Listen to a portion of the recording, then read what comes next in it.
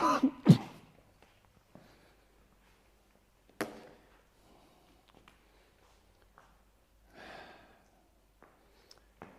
been waiting for this day for years.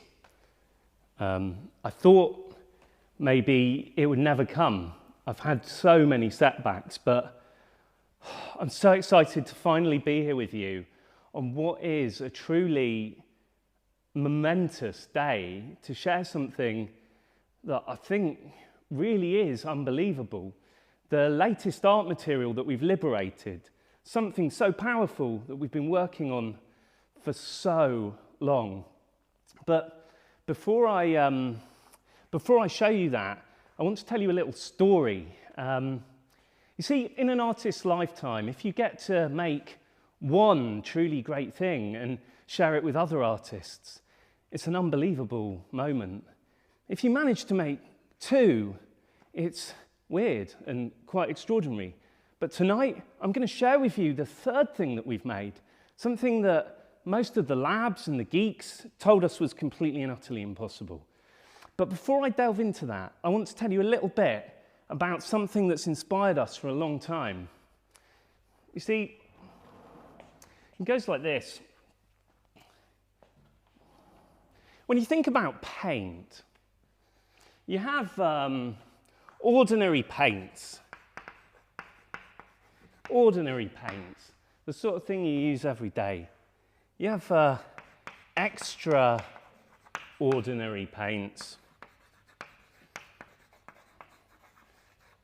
Then you have materials that are available, easily available. And then you have materials that are unavailable. Me and the guys, we think about this all day long. We're obsessed with this. So this axis here is where we like to play. Your ordinary paints are kind of the things that you normally get in the art shops, you know, maybe your Winsor & Newton, your Liquitex, maybe even things that you're used to buying from Poundland or Hobbycraft. They're ordinary paints, they're available. Over here, you've got your extraordinary paints that are extremely unavailable. You've got things like Vanta Black, Yves Klein, it's blue, and historic pigments and colours, things like lapis lazuli or gold leaf, things that were kind of expensive. And lately, we've heard of a new white paint by Purdue University. This stuff, you and me don't get to play with. It's unavailable, it's expensive, it's difficult to use. But up here's the really interesting place, because here is the bit where things are available to everybody, to the masses, and they're extraordinary materials. They're for people like you and me. And weirdly, artists live here, we live here. But for a long time, we've been completely overlooked. We don't get to play with this stuff. Or if we do, we get it decades and decades later. This stuff was invented in the 50s, and it hasn't really changed.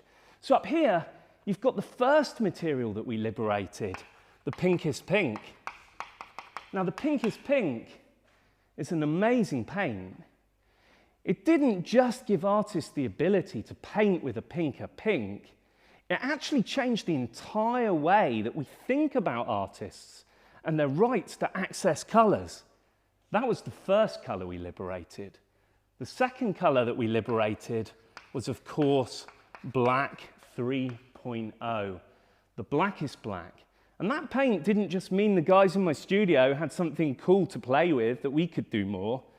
Actually, it meant that artists all around the world had a much more potent material. And this has been a crazy year for all of us. We've worked so hard. All the guys in the studio, I mean, Jeff and Rachel and everybody, you know, Ellen and Elise, Badger. And we've managed to liberate a few really powerful and very, very exciting things. Easy Climb, an amazing Climb blue. We've made the blackest black ink, but there was one material, the Holy Grail of paints, the thing that we've been striving for ages, and that, of course, is the whitest, brightest white. And we worked really hard. We sent it out to like 2,000 beta testers around the world, and with your help and support, we made an amazing paint. It was good. It was all right. It was pretty good. I'd say, you know, it was like a 7 out of 10, and artists already had a 5 out of 10, so it was an improvement.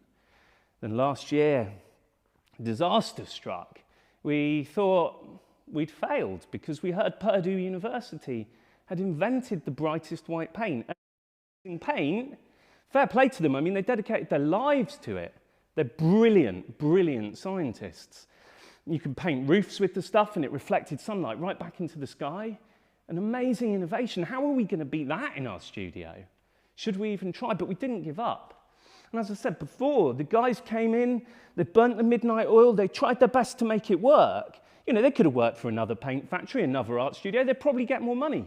But they realized giving you materials like this is something that really matters, which is what they did. So everything went wrong. Purdue University made the paint, and our formula was a 7 out of 10, and I thought I'd have to come here and say, you know what, hands up, I'm really sorry. But something miraculous happened.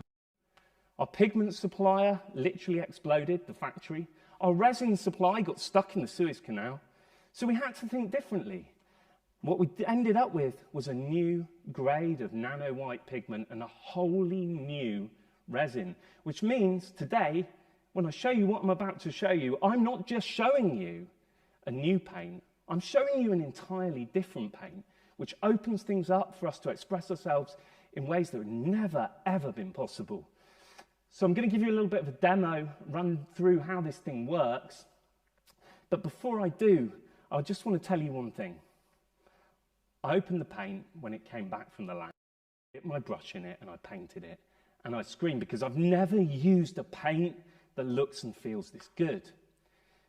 But how I feel about it and how it works for me doesn't mean anything. So we sent it off to the scientists in the lab. They did a lot of research and data, and I asked them to compile some graphs and charts for me, and my jaw hit the floor. In fact, I'm still dragging it around. It's so unbelievable. White 2.0 reflects more than 50% of light. It is 50% brighter than your average paint that you're using now. And that's a really big number. In art, we talk about something that reflects 1%, 0.5%, 2%. So when I'm talking about 56% in the visual spectrum, that's literally mind-blowing. So let me take you through what we've actually made. Shane, can you get in a little bit closer so I can show them kind of what's going on? Cheers, mate. Right, so first of all, I'm going to show you this. This is a really interesting thing. I don't know if you guys have seen this before, but it's one of the geeky little things we use in the lab to measure colour. This is a spectral on tile. This reflects more white light in loads of different directions than anything else. We use it to calibrate the things that we measure things with. So that's our barometer. This here is white 2.0, and this is the first look at it. I mean, this is it. We've made it. It is here. This really exists. This is white 2.0, the brightest white ever created. And we've created this way ahead of any other industry. It's phenomenal. So let's take a look. Give it a shake. It works just like a normal paint. There's so many features in here that I get so excited. It even smells good. You voted for the scent, and I'm so glad you went for this one. Out of the 4 we sent, this is literally my favourite. It's a beautiful paint to use. So let me show you. Let's actually paint it. First of all, I don't know if you can see this on the camera, but it is dazzlingly bright. I get so excited every time I use it. Here you go. Now, some interesting things. This is black paper. White paint should not be this opaque with one coat on black paper, but it is. This is a one coat, one touch application that goes on even the darkest surfaces. It's reflecting light at all wavelengths in all directions. It is super, super, super opaque. It's beautiful to use, and as I say, a one-coat application.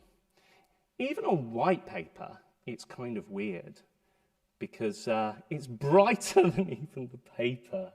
And it's just crazy. I don't know if you can see it at home, but it really is kicking back. I mean, it's dazzling. So a couple of other things I wanted to show you. You know, this is it in comparison with other paints. We benchmarked it against hundreds, believe me.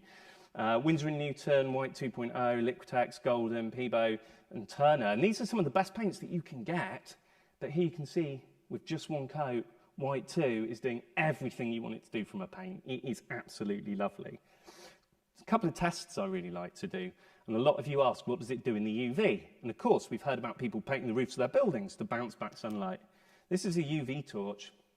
And you'll see, that's Winsor & Newton, kicks back a bit of UV, but the minute you put it on White 2, you can see just how powerful those optical brighteners we've put in there and what that pigment mix is doing. And I don't know if it comes across on the screen, but when you try this, you'll know for yourself. I had to show you the ball test. We always do a ball test.